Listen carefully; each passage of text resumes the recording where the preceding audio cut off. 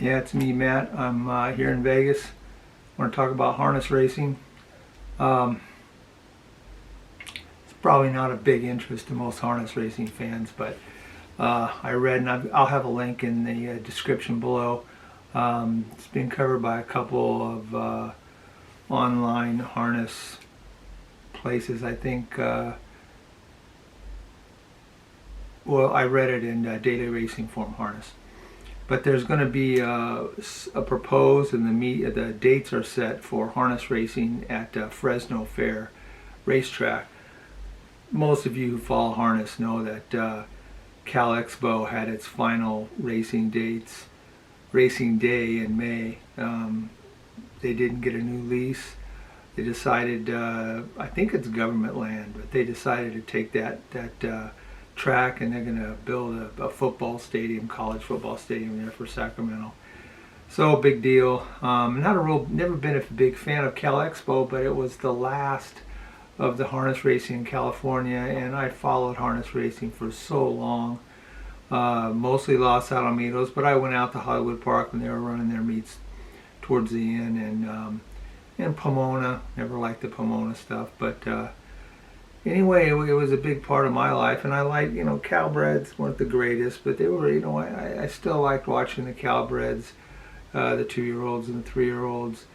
So it was sad that it was this year, and it kind of came out of the blue.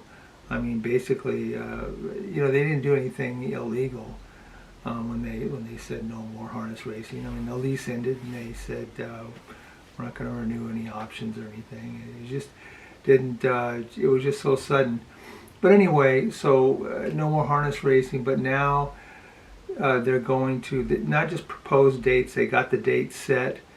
It'll be running from, I read November, but then the other place I read it was December 12th, very specific, until May. 38 days, which given the time frame would mean 2 days a week. I assume Friday, Saturday. And it's going to be at Fresno, which I gotta believe is going to be a better track than Sacramento. Every time it rained in Sacramento, the drainage issues were terrible. I never liked that.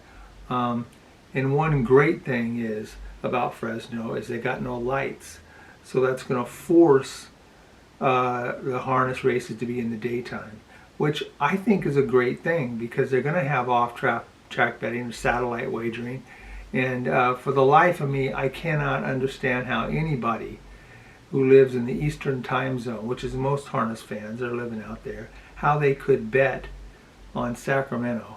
I mean, it's a 3-hour difference. I mean, you're going to stay up till 1, 2 o'clock in the morning for Sacramento. Harness, I don't only the biggest diehards. If you did that, you are a true Northern California harness fan. But now with the daytime, you're not going to probably get a big daytime handle, but they never did at Sacramento anyway. But they will have people with an opportunity to bet on California harness racing without cups of coffee staying up late. I mean, if it starts at 1 and ends at 4:30, that'd be 7:30. People who like harness racing might be able to take a look at that. And anyway, I think it's pretty exciting. The only problem is it's going to be, if it happens, and if it doesn't happen, the problem is going to be they don't get enough horses because they're skipping a whole. Right now, they should be getting ready for the Cal Expo meeting, so they're not going to have that. They're going to be skipping a whole year of racing there, a whole meet. So those horses are going to be going to other places. And can they get those horses back? In the past, for whatever weird reason, I don't quite understand it, a lot of the horses, after the Cal Expo meet ended in May, they'd ship out to Aces in Minnesota. And then a lot of those guys, when they were done there and it started to get cold, they'd come back for the Cal Expo meeting, which is a long commute. Even if it's twice a year going from Minnesota and back, that's more than even if you had 15 horses in a trailer, 24 hours, 26, 27 hours straight. Um, it's amazing how horses can ship it all to begin with, but you know, maybe I don't know where these horses are going to go this year, but I hope they come back if they can get the horses back. If they can get enough trainers and drivers, then I think it's a go. I think it's going to happen, and if it does, I'm going to be a happy guy. I'm just happy that there's going to be it's not really a new racing track with a new meet, but it's at least one was brought back from the dead. And I know a lot of harness people out there, they're always putting down this track and that track because it was garbage, and we don't need that. But if you only have the top tracks left in harness racing, the way it is now, you're only going to have like 4 or 5 tracks. We got to do better than that. I like harness racing better than thoroughbred. I mean, to me, it's from a handicapping point of view. I think that harness racing, it's to me, it's the thinking man's handicapping. Not to put down thoroughbred too much, but it's very simplistic a lot of times. You know, pace. Give me a break. Pace and thoroughbred compared to harness, it's night and day.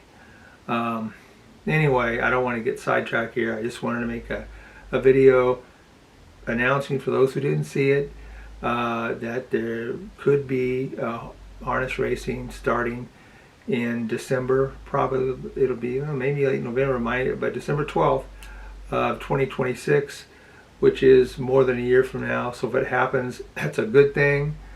Yeah, and if you've already heard about it and don't care, maybe you should care a little bit. I keep seeing these tracks shut down, even though I never had a chance to bet on Freehold in New Jersey because Vegas only lets you bet on certain tracks. It was sad to see Freehold go, and it's not like Meadowlands benefited from it. They're still Meadowlands, a whole different topic, a whole another video. But anyway, yeah, Fresno, I hope it happens, and I think it's a good thing.